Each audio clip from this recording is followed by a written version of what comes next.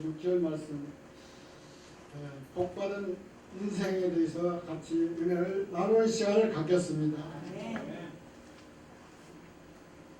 우리 교회는 세계적인 교회고 누구도 우리 교회를 따라갈 수 없는 그런 엄청난 교회로 거듭나 있습니다. 올 여름에도 대만 성도들이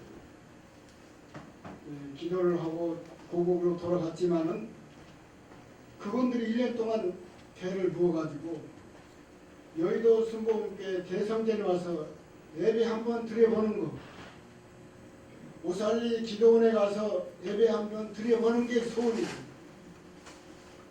그러니 우리는 날마다 예배 가운데 우리가 드려지고 있잖아요. 그 사건을 우리는 모르고 그냥 쉽게 그냥 예배 드려지는 과정이 있지 않나 그런 생각이 듭니다. 그래서 우리는 이 여의도 순복음교회라는 그 자부심을 가지고 우리가 어디에 가든지 어느 곳에 있든지 우리가 나는 여의도의 순복음의 성도다라는 것을 담대하게 우리가 외쳐야 될 줄 믿습니다. 첫 번째, 평안이 있는 자의 복에 대해서 같이 은혜를 나누는 시간을 갖겠습니다. 우리 주변에 많은 사람들이 부정적인 말을 할 때가 많이 있습니다. 지금 정치를 봐도 그렇고 사회를 봐도 험난합니다. 서로 물고 뜯고 네가 잘하냐 내가 잘하냐, 네가 못났냐 내가 못났냐, 그런 식으로 엄청난 지금 우리나라를 이끌고 가고 있습니다. 그러나 앞을 봐도 뒤를 봐도 이 나라가 온전히 쓰지 못할 그런 한계에 처해 있지만은 어떻습니까? 우리나라가 이렇게 쓰기까지는 기도하는 우리 어머니들이 있고 아버지들이 있고 성도들이 있고 그분들이 이 나라를 단속 위에 세워지는 것입니다. 그 정치하는 사람이 절대 이 나라를 올바로 끌고 가고 세우질 못해요. 그러나 지금까지 어려운 환경에 고난에 처해 있는 이 나라지만은 그래도 기도하는 백성이 있기 때문에 지금도 이렇게 유지되고 있습니다. 어떤 권사님이 아니고 처음에는 신도였다고 그러더라고요. 회의를 자주 나갔다 이렇게 들어오는 광경에서 김포공항에 이렇게 내리는 그런 이제 과정에서 우리나라 지상을 보니까 이렇게 적은 교회가 많고 숫자가 많은데 이게 무슨 짓이냐, 그렇게 자기가 입술을 고백을 했다고. 그리고 어느 세월이 흘러서 자기가 신앙이 자라고 또 해외를 자주 나갔다 왔다 하기 때문에 또 그 순간에도 이 나라 이민족을 또 이 나라 땅을 보니까 어떻게 달라졌습니까? 신앙이 들어가니까 내 마음이 달라졌어요. 이 조그만 나라에서 십자가가 이렇게 많구나, 교회가 이렇게 많구나, 그러니 이 나라가 복을 받겠구나. 신앙이 없을 때는 부정적으로 말을 했지만은 신앙이 들어가니까 긍정적으로 말을 하는 것입니다. 그만큼 우리가 들으면서 복을 받고 나가면서 복을 받지만은 또 들으면서 믿음이 생겨요. 그분도 마찬가지로 믿음이 생기기 때문에 그와 같은 긍정적인 선포를 하는 것입니다. 그래서 저희는 또 우리 교회가 얼마나 좋은 교회고 큰 교회고 여기에 다닌다는 거, 세계적인 교회에 다닌다는 거 얼마나 긍정적인, 얼마나 자부심을 가질 수 있습니까? 그래서 우리는 날마다 긍정적인 말씀을 하면서 신앙생활을 해야 될 줄 믿습니다. 야고보서 2장 26절을 보면 행함이 없는 믿음은 죽은 믿음이라고 이렇게 말씀을 하고 계십니다. 하나님께서는 늘 은혜로 받은 그런 자녀로서의 본분을 다 해야 됩니다. 그래서 여러분들이 많은 곳에 봉사를 가서 하고 있지 않습니까? 그곳에 봉사할 때는 우리가 기쁜 마음으로 가서 봉사를 해야 됩니다. 왜냐하면 갈 때는 좀 찜찜한 마음으로 갔지만은 돌아올 때는 어떻습니까? 우리 처지를 생각해 볼 때 그분보다는 날마다 우리가 살아가는 게 낫다는 감정을 우리가 느낄 수가 있어요. 제가 6군데 봉사지를 다 가보지는 못했지만은 그곳에 가서 보니까 장애도 많고 또 노인도 많고 어린 사람도 있고 지체적으로 장애가 이렇게 성장이 되어 있는 성인이지만은 어린애 같은 그런 행동을 하는 그 과정을 볼 때 저희들 가정을 돌아볼 때 너무나 감사하지 않습니까? 그 과정을 우리가 봉사하고 그분들을 케어를 하고 돌아오면은 그 마음은 우리의 자부심이 있고 내가 지금까지 살아오는 게 행복한 가운데서 잘 살고 있구나 이런 걸 느낄 수가 있습니다. 그래서 우리가 봉사를 하면 더욱 우리가 기쁜 마음을 느끼고 오는 것입니다. 그래서 봉사를 하는 거죠. 그래서 우리는 날마다 사회사업 명성교를 통해서 빚을 내는 게 아니고 나를 위해서 봉사하는 거예요. 남을 위해서 하는 것이 아닙니다. 그와 같이 항상 기뻐하는 마음으로 항상 우리가 염려하는 마음으로 우리가 생활을 할 때 하루하루 우리 신앙생활이 더욱 빛이 나는 것입니다. 그래서 염려 걱정을 버려라. 이 세상 사람들이 염려 걱정 가운데 날마다 살아요. 저도 가끔 염려 걱정 안 하는 가정이 없겠지만은 염려를 계속 한다고 해결되면 땅이 꺼지더라 염려를 하겠지만은 절대 해결을 하지 못합니다. 그래서 하나님은 기도하라고 했고 염려 걱정은 주님 앞에 맡기고 나아가라고 이렇게 말씀한 것 같이 우리는 그 길을 나가야 돼요. 하나님께서 항상 기뻐하라 쉬지 말고 기도하라 범사에 감사하라 이 모든 것이 하나님께서 우리에게 주어진 그런 뜻이기 때문에 하라는 것입니다. 그렇게 해야만이 우리가 앞으로 나아가는 신앙생활에서 큰 도움이 될 줄 믿습니다. 그래서 겸손과 낮아짐이 주님을 향한 뜻이라고 믿습니다. 우리가 교회에서 은혜를 받고 또 사회상 미용성교회에 와서 이렇게 생활을 하는 모든 가정이 겸손해야 돼요. 낮아져야 돼요. 그게 사회상 미용성교회 공동체의 일환이 되는 것입니다. 그 속에 들어왔으면 남을 위한 그런 뜻을 가지고 우리가 생활을 해야지. 내 뜻대로 모든 일을 행하면 안 된다는 거죠. 위로하는 마음, 낮아지는 마음, 겸손한 마음으로 이 공동체에 들어와서 우리가 생활을 해야만이 이 사회사업 미용성교회가 날로 빛이 나고 또 여기에 들어오는 모든 한 사람 한 사람이 같이 행동을 할 수 있는 것입니다. 그래서 여기 한 사람 한 사람이 귀하게 왔는데 그 사람을 대접하지 못하고 배려하지 못하고 강박한 마음으로 말을 함부로 한다든가 그런 행동을 하면 절대 안 된다는 거죠. 그래서 어떤 사람이 이제 강박한 말을 하는 데 대해서 제가 예를 들어보겠습니다. 벼락을 또 포탄을 이렇게 어떤 많은 공동체에 있는 사람 지금 우크라이나 거기 전쟁에 보면은 많은 사람들이 희생당하고 있지 않습니까? 그 포탄이 떨어지면 그 주위에 있는 사람들이 죽어요. 상처를 받습니다. 근데 자기는 뒤끝이 없으니까 괜찮다고 말씀합니다. 이미 그 사람들은 상처를 받고 죽었어요. 그러나 그 행동을 해서는 절대 안 되는 것입니다.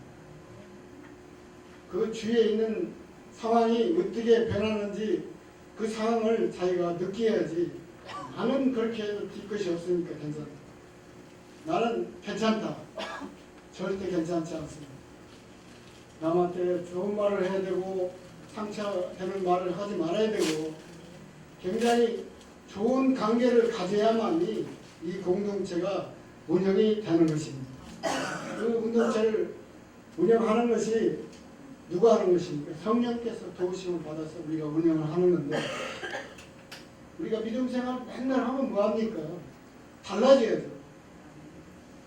달라지는 것이 굉장히 중요합니다. 그래서 우리는 변해야 된다. 변해야 산다.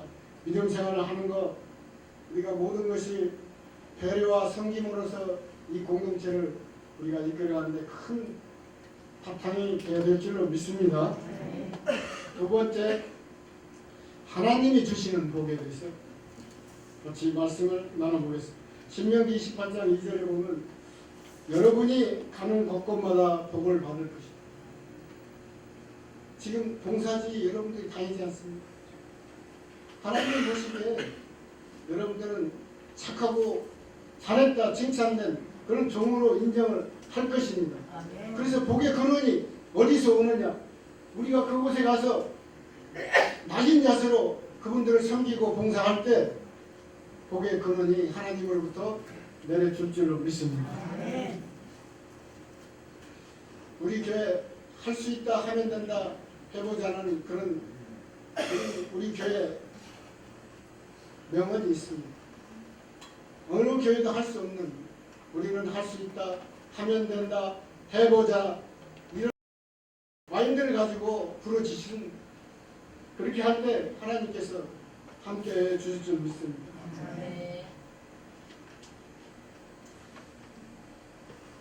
마태복음 7장 12절에 보니까 열심히 사는 것과 행복하게 사는 것이 다르다는 거예요.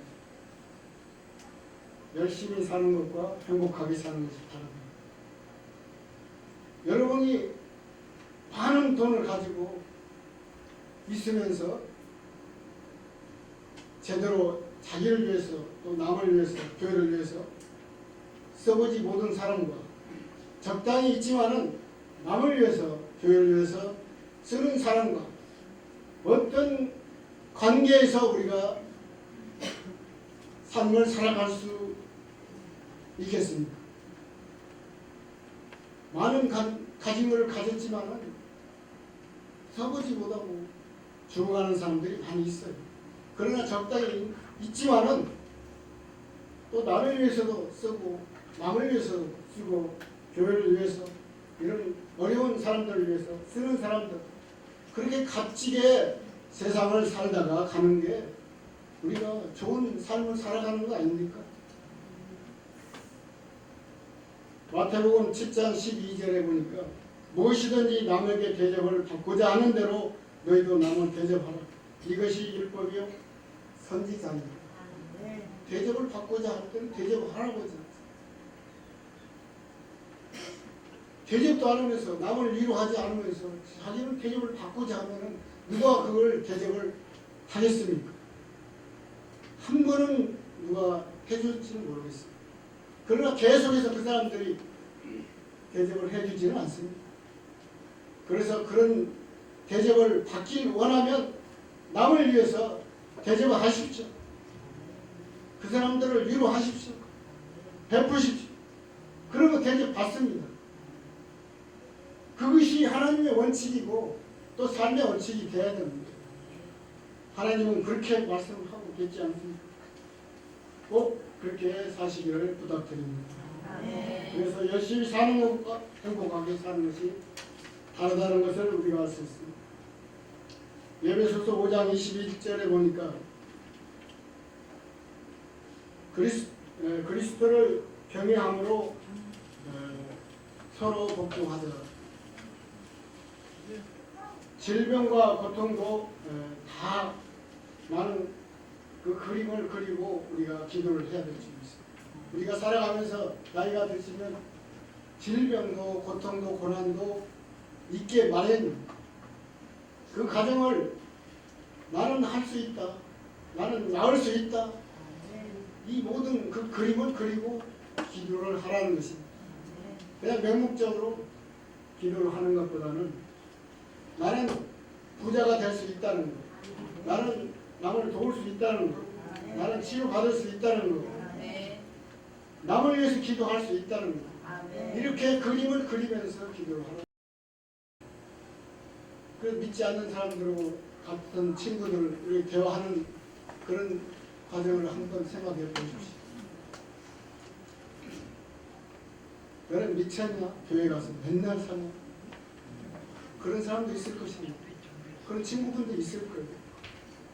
그 하나님 뜻을 모르니까 그래요. 영원히 있다는 걸 몰라서 그래요. 하나님의 축복이 있다는 걸 몰라서, 천국 소망이 있다는 걸 몰라서 그런 것입니다. 그래서 그 사람들을 그냥 가만 둘 겁니까? 우리는 전도의 사명을 받고 하나님의 뜻을 향해서 세상을 나가는데, 우리가 세상의 빛과 소금의 역할을 감당하라고 했지만, 내 이웃을 내 몸같이 보살피라고 했지만은 전해야 됩니다. 하나님이 말했지 않습니까? 그 사람이 듣든지 못 듣든지 말씀을 전해야 돼요. 저도 호스피스 교육을 받고 용인에 있는 호스피스 한번 봉사를 나갔었는데, 그분들이 얼마 있으면 죽어요. 거기 들어올 때는 3개월 안에 죽을 사람들만 들어오는 거죠. 3개월이 넘어가면 퇴원을 시킵니다. 3개월이 넘어서 살고 있으니까 나가라. 그리고 다시 또 얼마 있다가 수속을 밟아서 들어와라. 거기는 3개월짜리입니다. 그럼 죽음이 얼마 안 남은 사람들 들어와 있는 것이.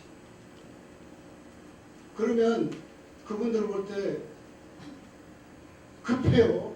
천국 소망을 바라봐야, 천국을 주님을 인도해야 되는데 하루가 급합니다. 내일 죽을지 모레 죽을지 모르는 사람.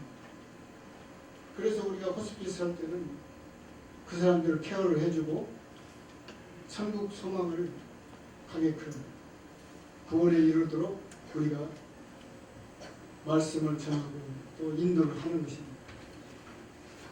그런 급한 사람들이 있어요. 그래 우리 형제간 또 이웃에 많은 사람들이 있습니다. 그분들을 전도를 분명히 전도를 해야 됩니다. 말씀을 선포하고 전도를 분명히 해야 됩니다. 그러나 하나님께서 말씀한 같이 때를 어떤지 못 어떤지 말씀을 해야죠. 말씀도 않고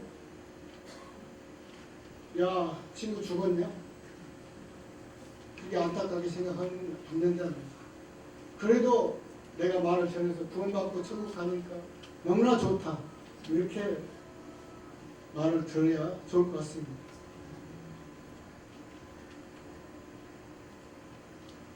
세 번째로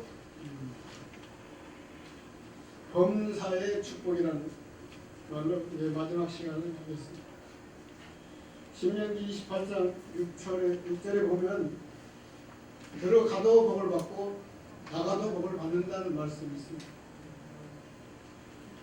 여기 사회사업 명성교에 들어올 때 복을 받겠습니까? 못 받겠습니까? 받겠으니까 들어오는 거예요. 그러면 우리가 대성령 예배 드리고 집에 가지, 또 좋은 데 가서 맛있는 거 먹고 놀고 얼마나 좋습니까 세상이. 그렇게 살지 뭘 여기 가서 또 이렇게 힘든 과정을 거치면서 봉사를 안 합니다. 하나님이 그렇게 말씀하고 있지 않습니까? 이곳에 와서 우리가 또 사회사회 공동체로서 이렇게 함께 예배 드리고 또 봉사를 나가서 그곳에 가서 신앙을 전하고 복음을 전하고 그렇게 할 때 하나님께서 복을 주시겠다는 거 아닙니까? 그래서 그렇게 하는 과정을 거쳐서 우리가 신앙생활을 하면 어떻게 되는지 여기 와도 복을 받지만 집에서도 복을 받는 거예요. 자녀들이 복을 받고 또 모든 우리 삶의 현장이 복을 받고 그와 같이 복을 받기 때문에 이렇게 와서 힘든 가정에 더운 시간에도 이렇게 예배를 드리는 거 아닙니까? 봉사를 나가는 거 아닙니까? 그래서 우리는 세상을 살아가는 이치가 이렇습니다. 물이 흘러가면서 걸림돌이 있습니다. 물은 이렇게 바위가 있으면 그걸 돌아서 이렇게 물이 흘러가요. 물은 흘러갑니다. 그런데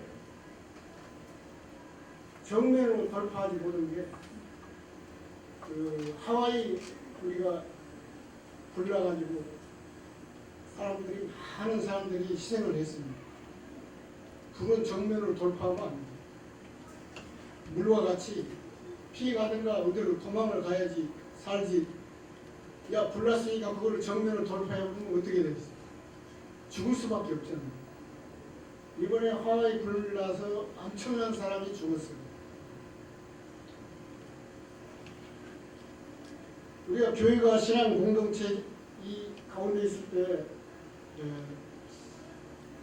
명령보다는 부탁의 표현을 쓰는 게 좋다고 하더라고요.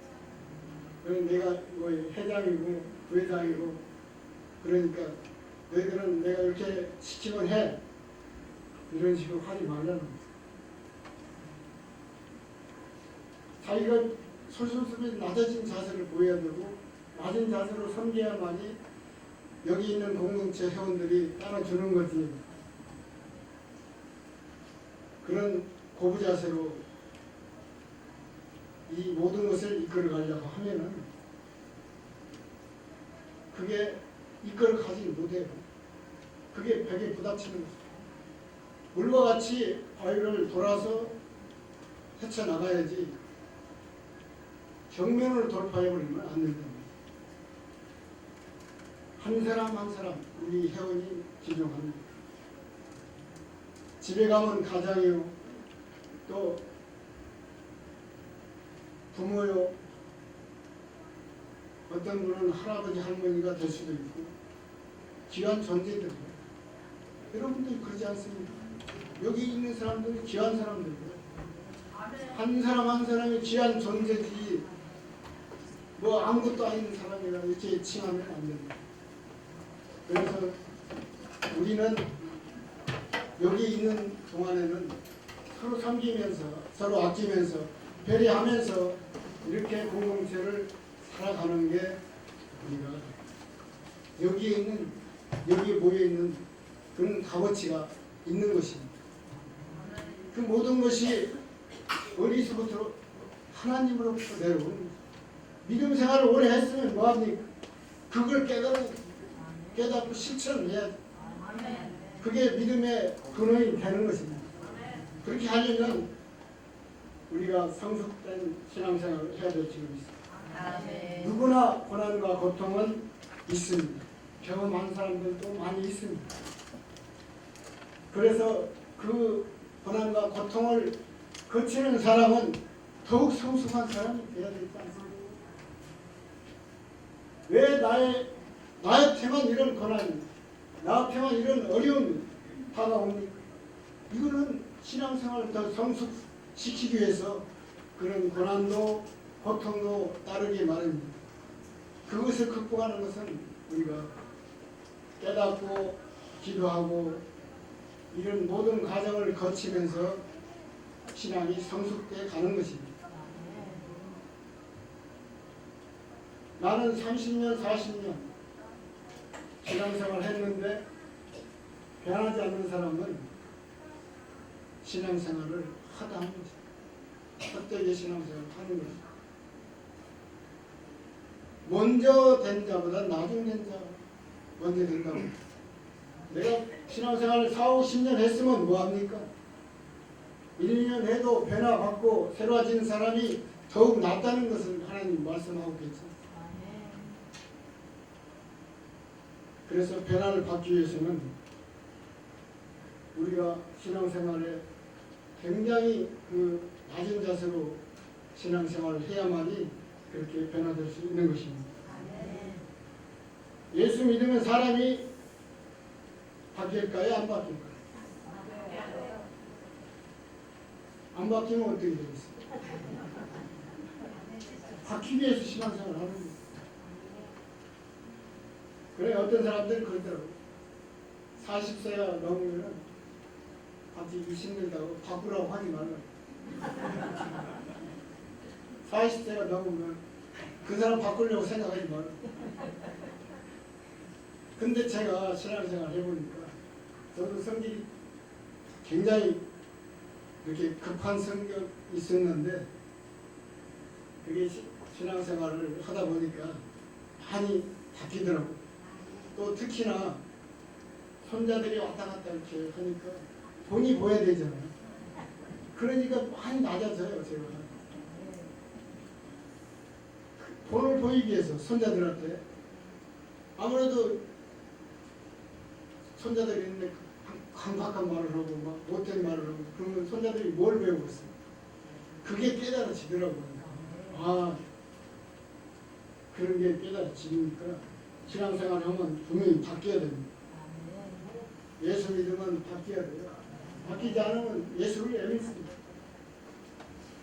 그래서 우리는 이 복받는 비결이 어디 있습니까? 예수 잘 믿고 이게 낮은 자세로 남을 섬기고 또 어려운 곳에 가서 헌신하며 충성하며 봉사하고 내 몸은 힘들지만은 영은 살아있다. 그게 복받는 비결입니다. 하나님을 섬기는 것이 그것이 복받는 비결입니다. 우리가 많은 설교를 듣습니다. 어떤 목사님은 그러더라고요.